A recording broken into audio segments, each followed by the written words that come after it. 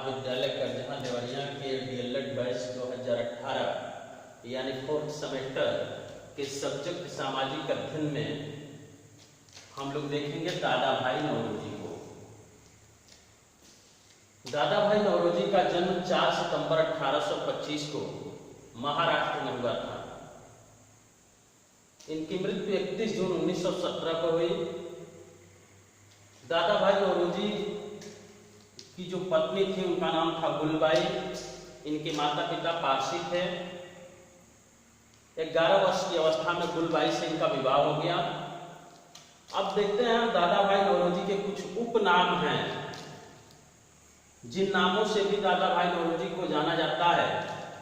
Grand old man of India, Bharat के महान वृद्ध नेता। एक दूसरा उनका नाम है फादर ऑफ इंडियन पॉलिटिक्स, भारतीय राजनीति के पिता। एक और नाम है उनका, उनको कहते हैं हम फादर ऑफ इंडियन इकोनॉमिक्स।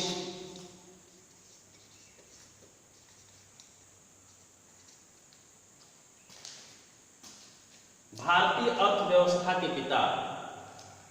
एक और इनका नाम है भारत की आशा, भारत की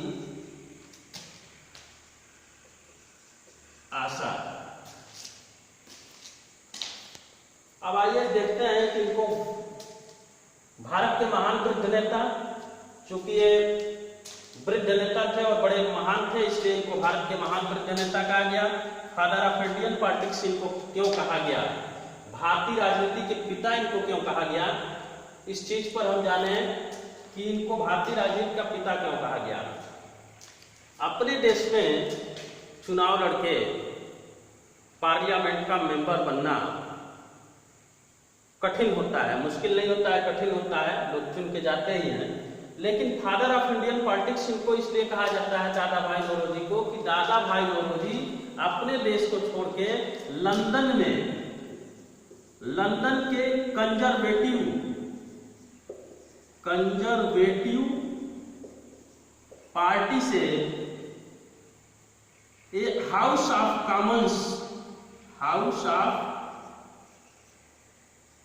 कॉमन्स के मेंबर चुने गए।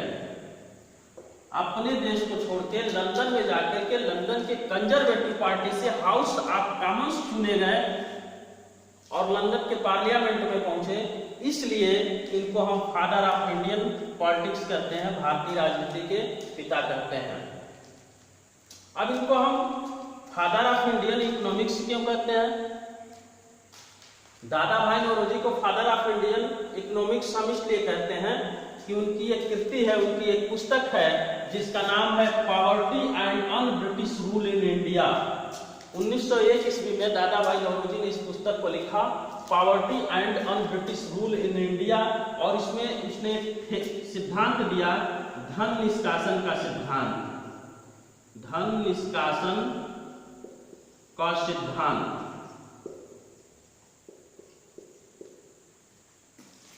दादा भाई नौरोजी पहले व्यक्ति थे भारत के जिसने poverty and British rule in India में इस बात को बताया कि अंग्रेज हमारे देश से कच्चे माल को किस तरह से इंग्लैंड ले जाते हैं और उसे पक्का करके फिर से हमारे भारत में दर बढ़ा करके, रेट बढ़ा करके और उसको बेचते हैं। इस सिद्धांत में इसने poverty and British rule in India पुस्तक में इसने धन निष्कासन का सिद्धांत दिया, यानी इसमें राष्ट्रीय आय की गणना इसने किया।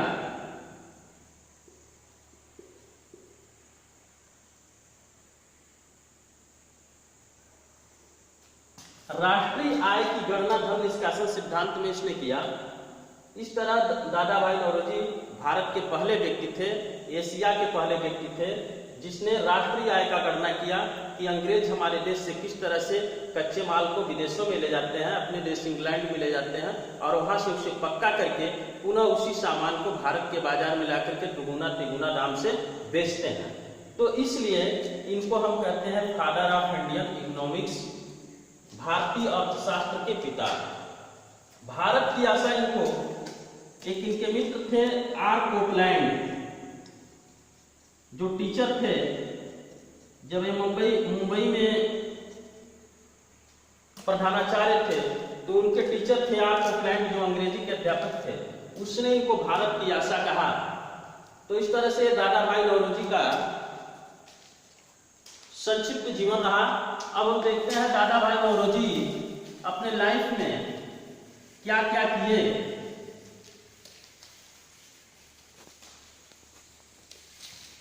जैसा कि आप लोग जानते हैं कि 1885 में 29 दिसंबर 1885 को गोकुलदास तेजपाल भवन मुंबई में 72 प्रतिनिधियों ने मिलकर के एक संस्था की स्थापना किया, जिसका नाम पड़ा भारतीय राष्ट्रीय संघ, जिसका नाम था भारतीय राष्ट्रीय संघ, या इसको हम कहते हैं इंडियन नेशनल यूनियन। इसको अंग्रेजी में कहते हैं इंडियन नेशनल यूनियन। भारतीय राष्ट्रीय संघ की स्थापना 1885 में गोकुलदास तेजपाल भवन संस्कृत कॉलेज में 72 भारतीयों ने मिलकर के किया। इस भारतीय राष्ट्रीय संघ के जगह पर दादा भाई नौरोजी ने संघ के जगह पे यूनियन शब्द को काट करके उसने एक शब्द दिया कांग्रेस, और तब से इसका नाम हो गया भारतीय राष्ट्रीय कांग्रेस। कांग्रेस का मतलब होता है शक्तिशाली लोगों का समूह, शक्तिशाली लोगों का समूह।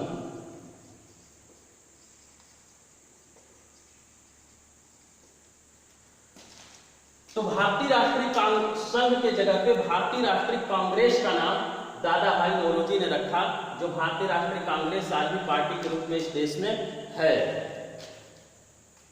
कांग्रेस के वो कितनी बार अध्यक्ष रहे? तो कांग्रेस के 3 अधिवेशनों की अध्यक्षता दादा भाई नौरोजी ने किया था। 1886 में कांग्रेस का पहला अधिवेशन हुआ मुंबई में 1885 में।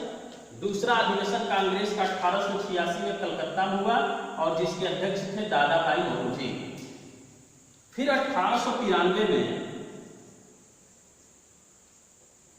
कांग्रेस का लाहौर अधिवेशन, लाहौर में एक अधिवेशन हुआ कांग्रेस का।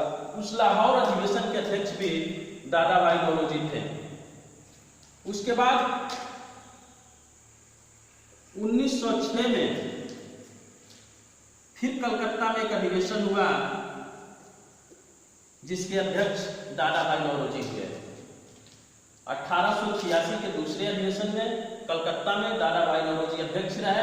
1893 में लाहौर के अधिवेशन में दादा भाई नौरोजी अध्यक्ष रहे, और 1906 में जब भारतीय राष्ट्रीय कांग्रेस गरम दल और नरम दल के रूप में टूटने के कगार पर आ गई थी, और 1907 में जब रास बिहारी बोस को अध्यक्ष बनाया गया तो गरम दल और नरम दल में कांग्रेस विभक्त हो गई, बट गई।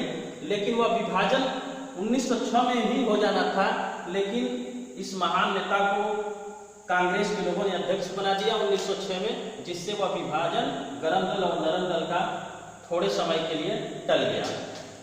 इस तरह से दादा भाई नौरोजी कुल 3 बार कांग्रेस के अध्यक्ष रहे। 3 बार कांग्रेस के अध्यक्ष रहे दादा भाई नौरोजी।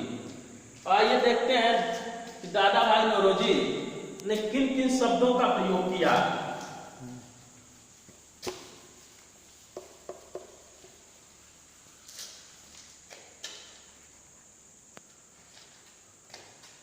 दादा भाई नौरोजी ने किन किन शब्दों का प्रयोग किया? सबसे पहले दादा भाई नौरोजी ने स्वराज शब्द का प्रयोग किया। वैसे स्वराज शब्द का प्रयोग 2 लोगों ने किया, एक दयानंद सरस्वती ने किया। दयानंद सरस्वती जो आर्य समाज के संस्थापक थे। और दूसरे स्वराज शब्द का प्रयोग कांग्रेस के अंदर स्वराज शब्द का प्रयोग दादा भाई नौरोजी ने किया।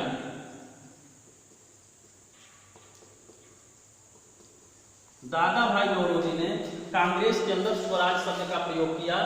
अगर स्वराज शब्द का प्रयोग सबसे पहले किसी ने किया तो दयानंद सरस्वती ने किया, लेकिन कांग्रेस के अंदर सबसे पहले स्वराज शब्द का प्रयोग गांधी जी करें दादा भाई नौरोजी ने किया, और वो भी 1906 ईस्वी में कलकत्ता के अधिवेशन में। उसके बाद